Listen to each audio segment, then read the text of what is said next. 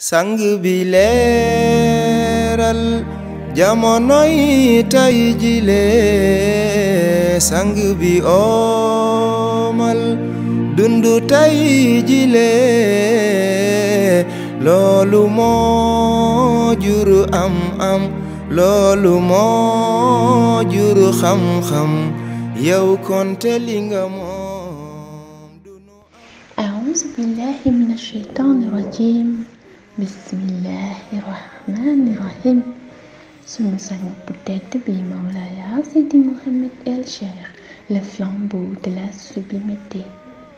Oh, celui dont le sublime nom résonne partout comme la plus douce des mélodies divines. Oh, notre honorable guide, Mawlaya Seydi Mouhamed El Cheikh, tel un phénix, ses lumineuses paroles dégagent constamment une aura de bonheur. Tel un soleil, il éclaire tout autour de lui. Rien ne lui résiste.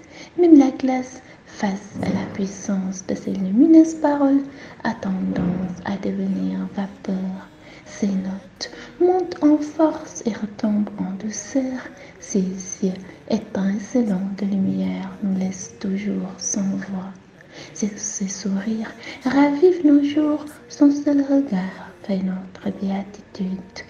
Ô roi glorieux, délice des élus, on se demande même ô combien la nature doit être émerveillée face à une telle perfection. Exceptionnel être, à la puissance qui bouscule toutes les lois, où qu'il soit et quoi que l'on fasse aussi, certes, il fera partout régner sa loi. Gloire et pureté éternelle donc à cet être exceptionnel, et qu'Allah fasse vraiment que l'on puisse éternellement le glorifier de par sa grâce en utilisant les mots de la langue de notre âme. Car ceux de notre cœur et de notre conscience ne seront jamais à la hauteur pour glorifier un tel être, le magnifique trésor et cadeau de toute l'humanité. Jërëjëf ya Mawlaya Seydi Mouhamed El Cheikh, jërëjëf Khutbul Aktabul Kabir, l'exceptionnel être qui a fait de notre vie un oasis en plein désert. Assalamu alaikum wa rahmatullahi ta'ala wa barakatuhu. أعوذ بالله من الشيطان الرجيم بسم الله الرحمن الرحيم. recette bi sunu sang bu tedd bi Mawlaya Seydi Mouhamed El Cheikh, l'exceptionnel guide di joxe te ñu leen ko indilaatal tey mooy bi ñuy defee ak turu Yàlla subhanahu wa taala bi ñuy wax arrafi. ñaan bi nag da ngeen di def fatiha benn yoon, salaatul fatiha benn yoon, ngeen jàng yaa raafi'u junni yoon, ngeen ëf ko ci kaas ndox, ngeen naan ci daldi jël li ci des ci ndox bi raxasiwaat ndox daldi koy sangoo.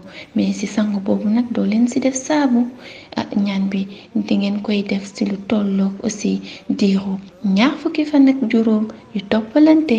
incha allah soo leen ko defee yàlla dina leen def ngeen nekk chef ci bërëb bi ngeen di liggéeyee, mu ngeen mën a occuper rek poste boo xam ne ni bëgg ngeen ko fa incha allah ci barke Mawlaya Cheikh Ahmed Tidiane Chérif radiyallahu taala anhu.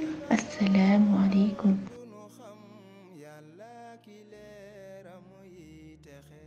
Croire en Mawlaya Cheikh Tijani